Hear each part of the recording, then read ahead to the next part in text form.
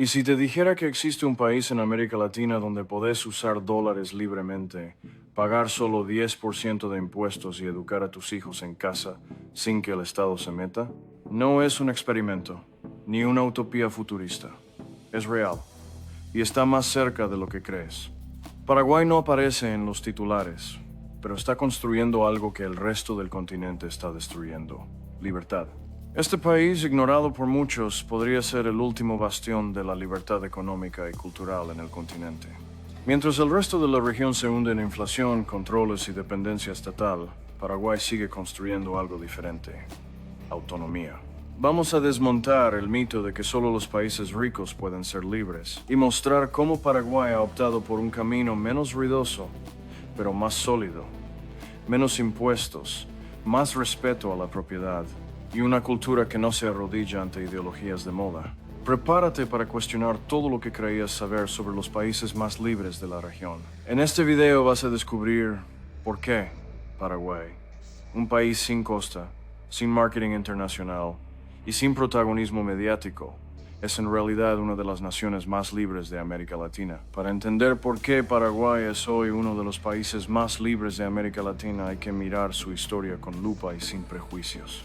Durante gran parte del siglo XX, Paraguay vivió bajo una dictadura militar encabezada por Alfredo Stroessner, que duró más de 30 años.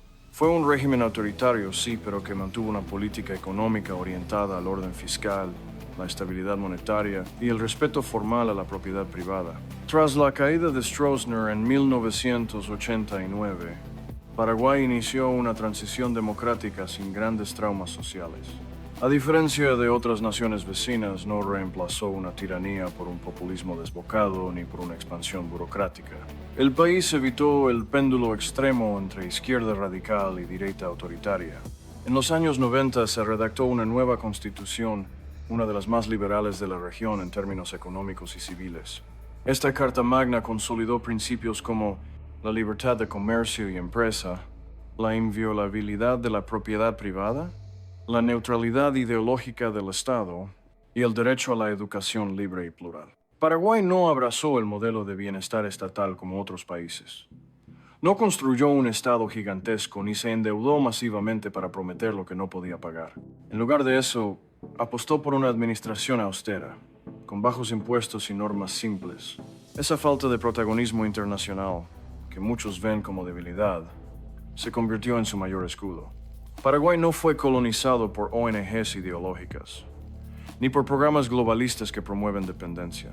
Se mantuvo fuera del radar, y eso le dio espacio para conservar su soberanía política y cultural. Hoy, mientras otros países siguen atrapados en ciclos de deuda, inflación y polarización, Paraguay sigue siendo un país funcional, estable y sorprendentemente libre. Según el Índice de Libertad Económica de la Heritage Foundation 2024, Paraguay se ubica entre los países más libres del continente. Algunos datos clave: impuesto único de 10% para IVA, renta personal y empresarial. No hay impuesto a la riqueza ni control de capitales. El dólar circula libremente. Ciudadanos y empresas pueden ahorrar, invertir o comerciar en la moneda que prefieran. Paraguay no tiene un banco central independiente y aún así mantiene una inflación controlada. Las criptomonedas son legales y su uso va en aumento, sobre todo en zonas fronterizas y entre jóvenes emprendedores. La propiedad privada no es vista como algo sospechoso, sino como un derecho natural. La Constitución paraguaya protege explícitamente la libertad de empresa y el derecho a disponer de los bienes sin interferencias arbitrarias. Las confiscaciones, expropiaciones o controles de precios no son parte del panorama político local. Se promueve la inversión agrícola, inmobiliaria, industrial y tecnológica con reglas claras y duraderas. En Paraguay no se impone una visión única de mundo. Es uno de los pocos países donde la ideología de género no es obligatoria en las escuelas, donde la educación en casa, homeschooling, está en crecimiento y donde comunidades extranjeras pueden vivir según sus valores. Guaraní y español conviven como idiomas oficiales. El bilingüismo es parte de la identidad nacional. Existen colonias menonitas, comunidades cristianas, agrupaciones libertarias, ecoaldeas, desarrollos cripto y familias de todo el continente que han elegido mudarse allí. Las autoridades no intervienen en la moral privada de las personas ni en la doctrina de las iglesias. Paraguay no llama la atención del mundo. Y eso es una bendición. Las elecciones son predecibles. El sistema político es funcional. Y la sociedad no vive en constante tensión o enfrentamiento. A diferencia de países que giran en torno a caudillos o promesas mesiánicas, Paraguay mantiene una narrativa institucionalista. Su bajo perfil evita presiones del FMI, injerencias ideológicas del Foro de São Paulo o protagonismos inútiles en guerras culturales. Miles de personas ya han entendido lo que está pasando. Nómadas digitales que quieren libertad fiscal. Emprendedores cripto que buscan un ambiente tolerante. Familias cansadas del adoctrinamiento escolar o de la violencia urbana. Exmilitares, productores rurales, jóvenes autónomos. Todos buscando un nuevo comienzo donde el Estado no sea un enemigo. En muchos países latinoamericanos, la libertad religiosa se ha visto erosionada por regulaciones invasivas o agendas culturales estatales. Paraguay, sin embargo, ha mantenido una postura de neutralidad que permite a las iglesias operar con libertad. Las comunidades religiosas tienen autonomía para organizarse, predicar, educar y actuar en la sociedad. La educación religiosa no está prohibida ni estigmatizada.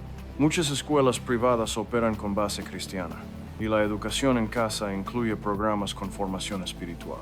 No existe persecución estatal hacia pastores, iglesias independientes, ni doctrinas tradicionales.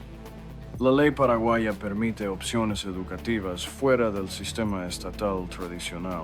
El homeschooling es legal y en expansión. Familias de diferentes países están migrando justamente por esa libertad. Proyectos como escuelas rurales autosustentables, instituciones basadas en pedagogías libres o cristianas y cooperativas educativas son parte del panorama. El Estado no impone una ideología obligatoria. Eso convierte al Paraguay en uno de los pocos lugares donde los padres aún tienen el control sobre la formación de sus hijos. Según el Observatorio de Seguridad de la OEA 2023, Paraguay presenta una de las tasas de homicidio más bajas de Sudamérica, 5,4 por cada 100.000 habitantes. Las ciudades grandes como Asunción y Encarnación tienen niveles de violencia muy inferiores a otras capitales regionales. La vida comunitaria sigue siendo fuerte. En zonas rurales y pequeñas es común ver puertas sin tranca, vecinos compartiendo recursos y vigilancia informal. Esa cultura de confianza y descentralización social es un activo invisible que fortalece la libertad cotidiana.